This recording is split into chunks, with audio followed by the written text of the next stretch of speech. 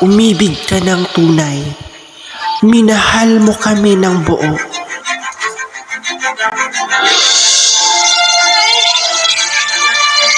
At patuloy na tong magliliyab sa puso ng lahat ng mga naantig sa iyong pagpupursiyo. Consumatimus.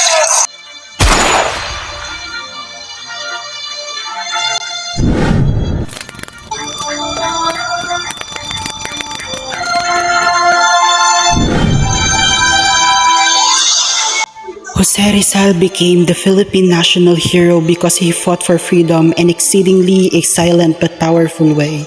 He expressed his love for the Philippines through his novels, essays, and articles instead of through the utilization of force or aggression. In the year 1898, nang sakupin ang mga Amerikano ang Pilipinas, and one of the purpose of the Americans before is to build a school to teach us of the English language, introduction of the American system of education, and so pervasive and far-reaching was its impact and influence on the life and culture of the Filipino during and after the colonial period that it is generally regarded as the greatest contribution of American colonialism in the Philippines. Hindi lang edukasyon, kundi pati mga pangkabuhayang agrikultura. Si Jose Protasio Rizal Mercado y Alonzo Rialonda o kilala sa tawag na Dr. Jose Rizal o Pepe. Siya ay ipinanganak noong June 19, 1861 sa Calamba, Laguna at namatay noong December 30, 1896 sa Bagumbayan o tinanyagan ngayong Luneta Park o Rizal Park.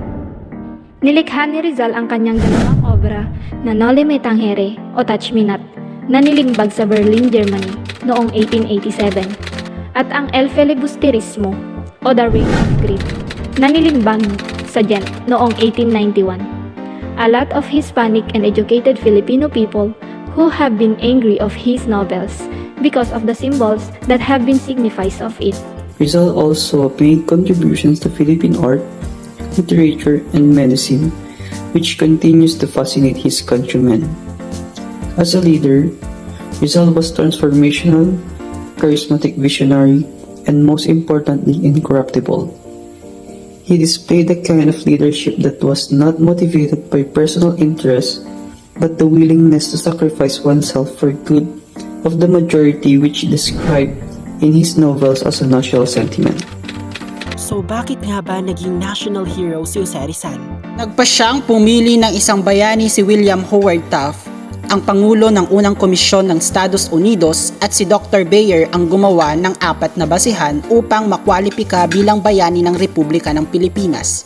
Ito ay isang Pilipino, yumao na o namatay na, may matayog na pagmamahal sa bayan o nagpapakita ng nasyonalismo, at may mahinaong damdamin. May 5 pagpipilian. Una, si Marcelo del Pilar, Antonio Luna, Graciano Lopez Jaena, Emilio Jacinto at si Jose Rizal. The first who have chosen was Marcelo del Pilar, pero matapos ang malalim na pagsisiyasat ay gumawa pa sila ng isang kriteriya na ang dapat madula ang pagkamatay. At dahil sa adisyonal na kriteryang ito, pinili nila si Jose Rizal. Dr. Jose Rizal, the national hero of the Philippines, is not only admired for possessing intellectual brilliance, but also for taking a stand and resisting the Spanish colonial government. Rizal was a unique of outstanding talents, a patriot, a poet, a novelist, and an educator. Above all, he was a man of conviction. His love for his country and his observation of Spanish rule impassioned him to speak out. He was a peaceful man, and used the power of the pen to express himself. Because, as the biographer Rafael Palma said, the doctrines of Rizal are for all epochs. They are as valid today as they were yesterday and the future. For Rizal, national pride is the source of human excellence.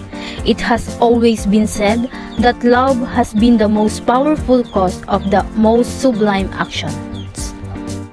In July 6, 1892, Rizal was arrested for his alleged involvement in 1896 uprising. Rizal was imprisoned in Fort Santiago. Sa kanyang selda, sumulat siya ng tula ngayong tinatawag na Ultimo Adios, which is considered a masterpiece and a living document expressing not only the hero's great love of country, but also that of all Filipinos. Buong buhay ko, wala kayong ginawa kung hindi husgahan ako. Basahin ako, kinuha niyo na ang lahat sa akin. Kung ano ang hiningi niyo, pero hindi niyo pa rin makita kung sino ako. Marami na akong nabinigay. Bakit pati ang buhay ko? Patahimikin mo na ako para makita mo ang sarili ko.